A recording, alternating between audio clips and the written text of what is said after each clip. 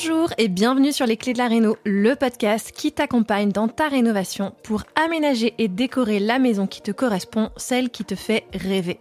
Avec cet épisode, tu t'apprêtes à écouter un extrait d'un épisode passé. S'il t'a plu, je t'invite à retrouver l'épisode dans son intégralité dans les notes de cet épisode. Et retrouve-moi aussi sur Instagram, c'est tout simplement Les Clés de la Réno pour apprécier en images ces partages de bonnes astuces et d'inspiration. Bonne écoute! Effectivement, si Pinterest est une source d'inspiration infinie, il peut aussi très vite devenir une source de confusion. L'un des principaux dangers, c'est vraiment de tomber dans le piège du choix excessif. Finalement, à force d'y passer des heures, tu sais plus vraiment ce que tu veux. Tu as du mal à saisir si tu l'aimes parce que c'est vraiment profondément quelque chose qui te fait vibrer, ça correspond à ton style personnel, ou si tu l'aimes parce que tu l'as déjà vu 20 fois et que finalement c'est du matraquage inspirationnel, on pourrait dire, et tu finis par croire que c'est toi qui as aimé cette idée au départ et pas Pinterest qui te l'a soumis. Enfin, tu vois, dans l'idée, on sait plus très bien qui de la poule ou de l'œuf a eu l'idée en premier.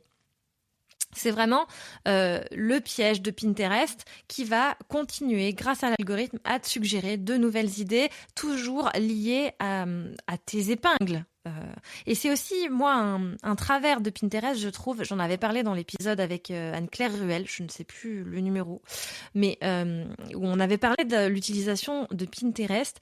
Et moi, je disais qu'effectivement, un des travers, je trouvais que finalement, l'algorithme ne m'emmenait pas plus loin dans mes idées, ne me challengeait pas, quoi. Finalement, allait toujours me proposer des idées un peu dans le même style, dans la même ambiance. Alors effectivement, c'est des choses que j'aime, mais quand on cherche à faire quelque chose d'unique, quand on cherche à aller créer un intérieur très personnalisé, moi j'aurais envie effectivement probablement qu'il m'emmène dans des endroits un peu inattendus.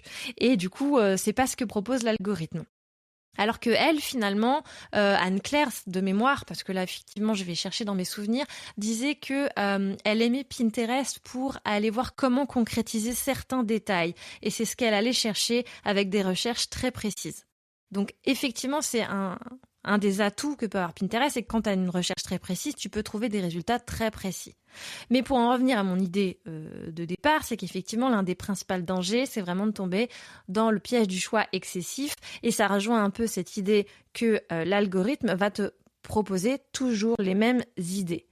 Et du coup, tu sais plus vraiment, même si c'est quand même toujours dans le même style, mais tu sauras plus si ta cuisine tu la veux bois, si tu la veux noire, si tu la veux colorée, parce que même si tu aimes l'esprit champêtre, dirons-nous, malgré tout, tu sais plus vers quelle harmonie de couleurs t'orienter, par exemple.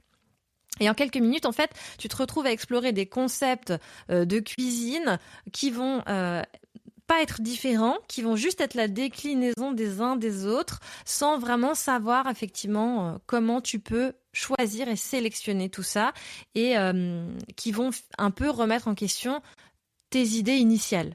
En fait, Pinterest, ça peut devenir une sorte de labyrinthe, puisque d'épingle en épingle, plus tu cherches, plus tu trouves les options et plus tu doutes.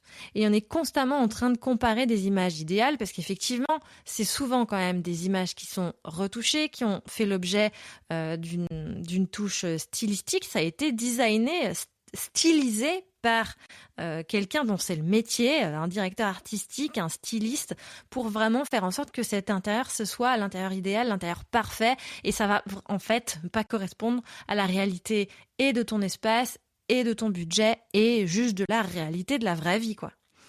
Et du coup, Pinterest nous montre ce qu'on aimerait avoir, mais rarement ce qui est réaliste pour ton quotidien. Et voilà, c'est fini pour aujourd'hui. On se retrouve très vite pour le prochain épisode. Et d'ici là, note le podcast sur ta plateforme d'écoute préférée. Ça m'aide toujours énormément. Et surtout, porte-toi bien.